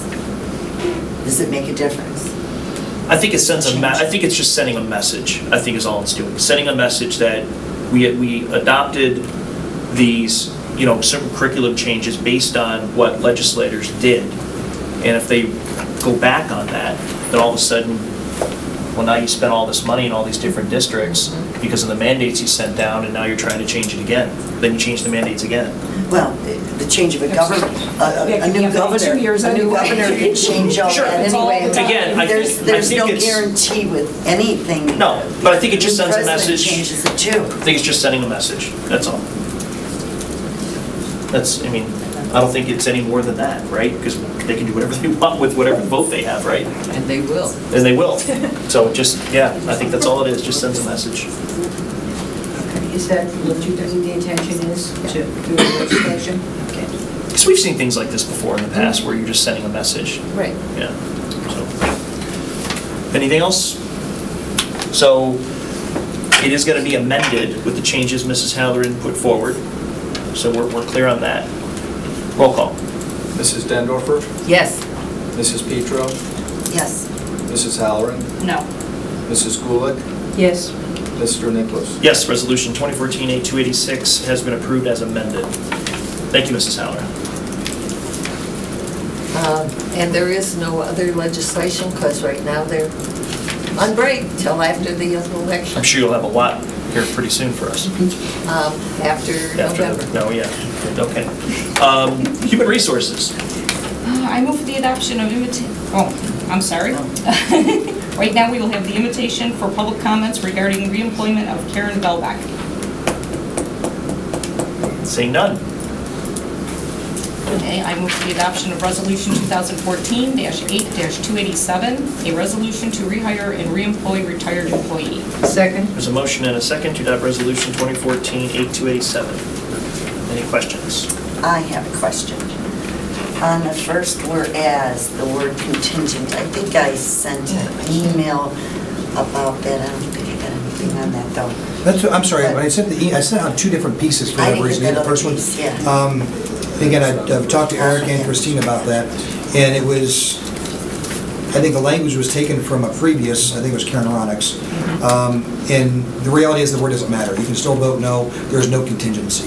If the person resigns with a contingency, then they have a potential challenge down the road with no merit. So we can strike the word contingent if that makes sense. I would like to see it because it looks like the board made an agreement that I'm only going to retire if you're going to rehire me. If you don't rehire me, I'm not going to retire. And I can hit send again on the email, but actually what my first sentence in mind is if I would have caught it, I would have the same question. Okay. And I missed it when I skimmed that. So we all agree that the word contingent is going to be stricken? Yes. All consensus? Yes. All right. I forgot about that earlier. Yeah, no, ask. So it is going to be amended. Roll call. So as amended? Yes. Yep. Roll call. Mrs. Halloran? Yes. Mrs. Gulick? Yes. Mrs. Petro? Yes. Mrs. Dendorfer? Yes. Mr. Nichols? Yes, resolution 2014-8287 has been approved as amended. I move the adoption of Resolution 2014-8-288, approval of the following certificated exhibits: confirmation of certificated replacements, confirmation of supplemental contracts, confirmation of stipend amounts, approval of certificated non-compensated leaves of absence, accepted of certificated resignations as amended. Is that okay? Confirmation of substitute teacher appointments. Second. There's a motion and a second to adopt resolution 2014-8288. Any questions or comments from the board? Roll call. Mrs. Halloran? Yes. Mrs. Gulick? Yes. Mrs. Petro? Yes. Mrs. Dendorfer? Yes. Mr. Nichols? Yes, resolution 2014-8288 has been approved. I move the adoption of Resolution 2014-8-289, confirmation of new certificated appointments. Second. There's a motion and a second to adopt resolution 2014-8289. Any questions? Roll call. Mrs. Halloran? Yes. Mrs. Gulick? Yes. Mrs. Petro? Yes. Mrs. Dendorfer? Yes. Mr. Nichols? Yes, resolution 2014-8289 has been approved. Okay, I move the adoption of Resolution 2014-8-291, confirmation of certificated administrative appointments / replacements. Second. There's a motion and a second to adopt resolution 2014-8291. Any questions? Roll call.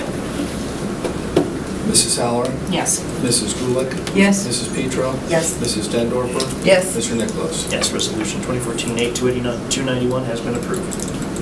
I move for the adoption of Resolution 2014-8-292, confirmation of certificated administrative intern appointments / replacements. Second. There's a motion and a second to adopt resolution 2014-8-292. Any questions from the board? Roll call. Mrs. Halloran? Yes. Mrs. Gulick? Yes. Mrs. Petro? Yes. Mrs. Dendorfer? Yes. Mr. Nichols? Yes, resolution 2014-8-292 has been approved. I move for the adoption of Resolution 2014-8-293, resolution to provide board consent for voluntary termination of teaching contract pursuant to revised code 3319.15. Is that the one that we took out? Yes. Wasn't that the one that we pulled? Yes. There was two. There was two in your pulling. Okay. Yeah, this and I missed this There one, was- I'm there sorry, was- this sorry, is also yes. should be. Yeah, this one was supposed to be because stricken. This is where we added this. For the resignation, Yes. correct. Yeah. Sorry. That's okay. I hadn't seconded it. No one seconded it, so we're good. Thank you. No, good catch. I move for the adoption of Resolution 2014-8-294, acceptance of settlement agreement. Second. There's a motion and a second to adopt resolution 2014-8-294. Any questions? Roll call. Mrs. Halloran? Yes. Mrs. Gulick? Yes. Mrs. Petro? Yes. Mrs. Dendorfer? Yes. Mr. Nichols? Yes, resolution 2014-8-294 has been approved. I move for the adoption of Resolution 2014-8-295, approval of the Board of Education / Children's Services negotiated agreement. Second. There's a motion and a second to adopt resolution 2014-8-295. Any questions from the board? Yes, I just would like to point out one thing real quick. When I was reading this document in order to fall asleep one night, on page 18, I found that it was definitely a typographical error. No. Oh.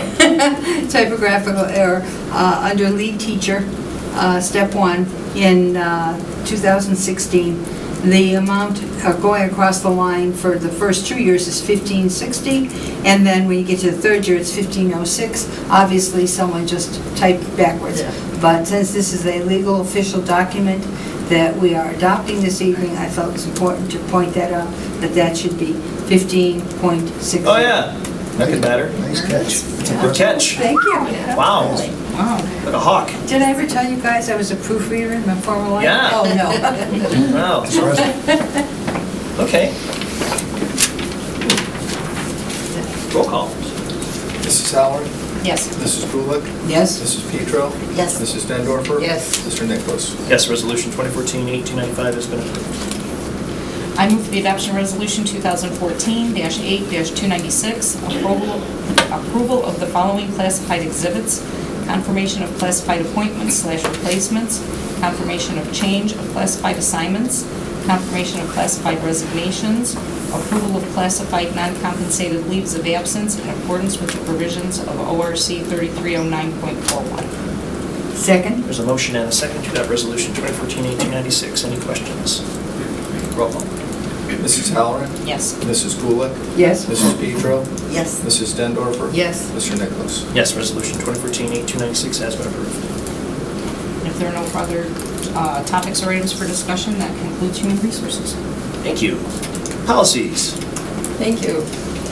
I move for the adoption of Resolution 2014-08-297, approval of the following revised policies. Policy 2271, post-secondary enrollment programs.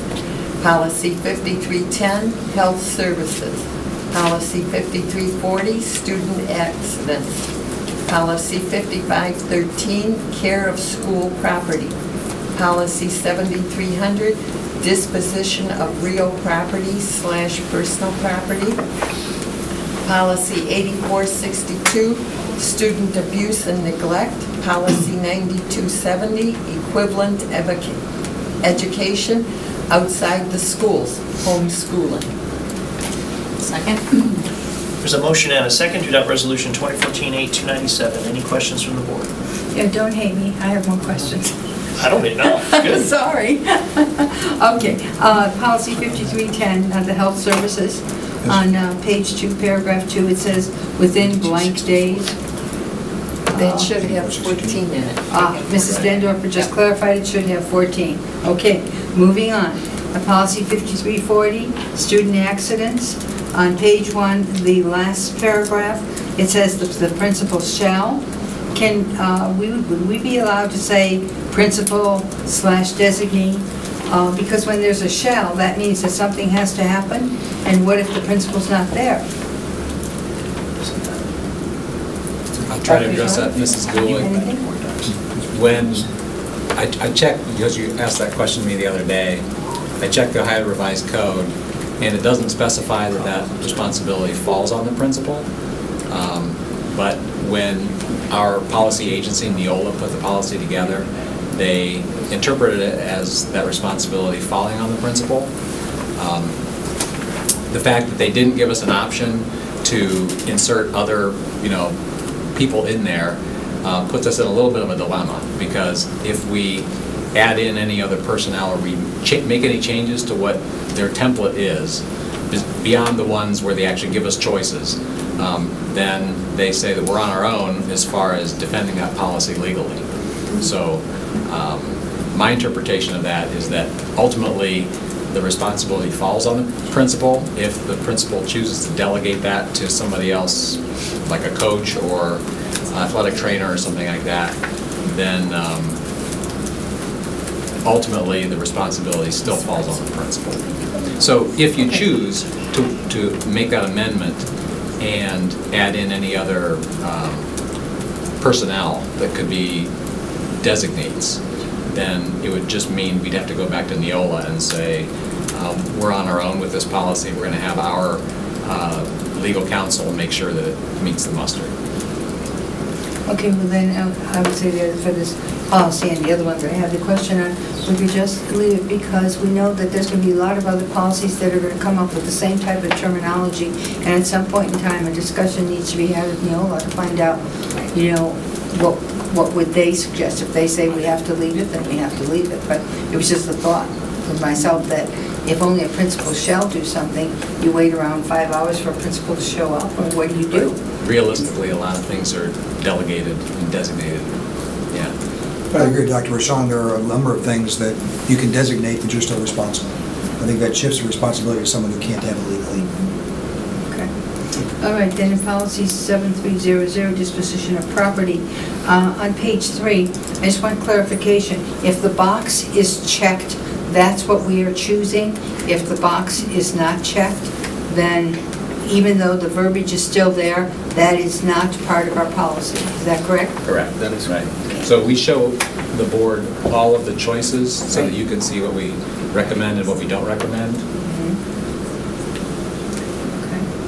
Okay. And my interpretation on page 4, when it was talking about when you can sell a building, if it's been used for educational purposes, that it has, does that verbiage mean that it has to sit empty for 2 years before you can sell it? No. If you It just look means at, that it can't. yeah, if you look at the section above that, section C addresses the situation where the board wants to dispose of property at any time, and then the section below that, section D, says that if it sits unused for 2 years, then you must take certain actions to offer it to community schools. So Okay. our action to dispose of Pearl Road before 2 years was perfectly fine because it was just our choice to do that. But if it had sat unused for 2 years, then we would have to start the process of offering it to community schools and others. And then on page 7 of that same policy, where it says that it must be published in a newspaper. And yes, if you could, if there's still a newspaper to be printed, yeah, it's really great. But so here again, if this came, the template came from Neola, then we cannot add in an electronic choice. Is that correct? That one's by statute, so it has to be printed in a newspaper, but it doesn't specify that the newspaper is not electronic. So plain dealer at some point will probably go all electronic, but using the plain dealer is still okay because it's considered a newspaper. It's a definition of a newspaper. So, okay. All right. If I may, that's an area where the revised code is still a couple steps behind technology in today's. Okay. But it's still a requirement.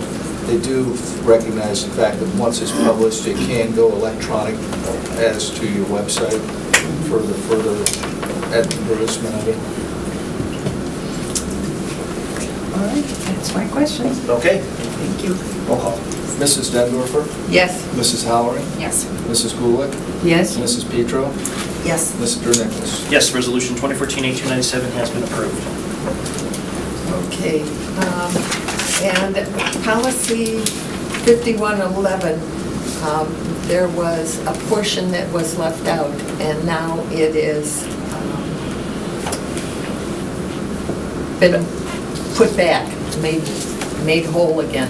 So this will be up for adoption at the next meeting. Okay, thank you. Any information requested by board members? Okay, we are going to open the meeting to the public. 3 minutes is allotted per speaker. Ms. Tammy Sebastian, you are up first.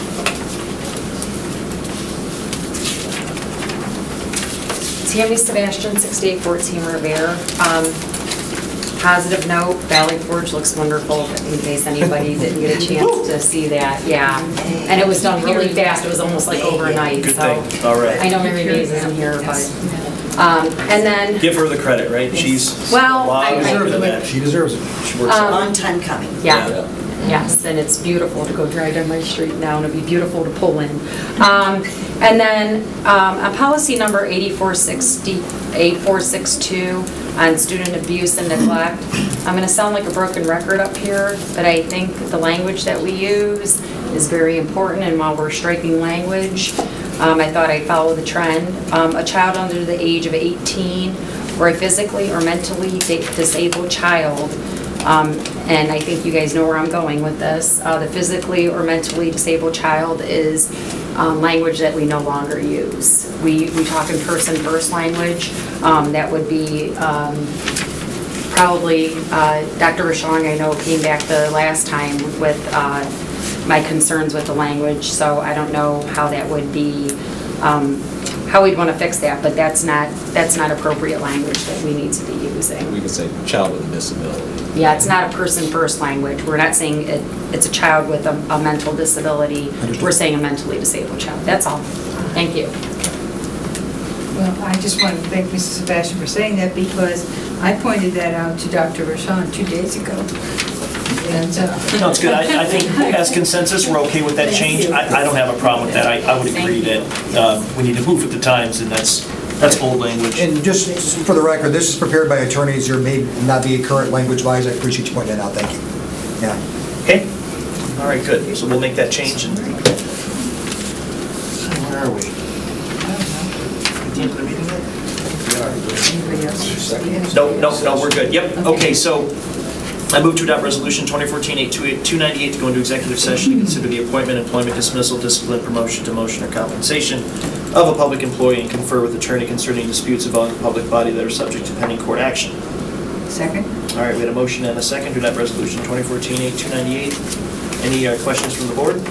Roll call. Mr. Nicholas? Yes. Mrs. Gulick? Yes. Mrs. Dendorfer? Yes. Mrs. Allen? Yes. Mrs. Petro? Okay, no votes are taken after executive session, so we'll see you guys later. Thank you.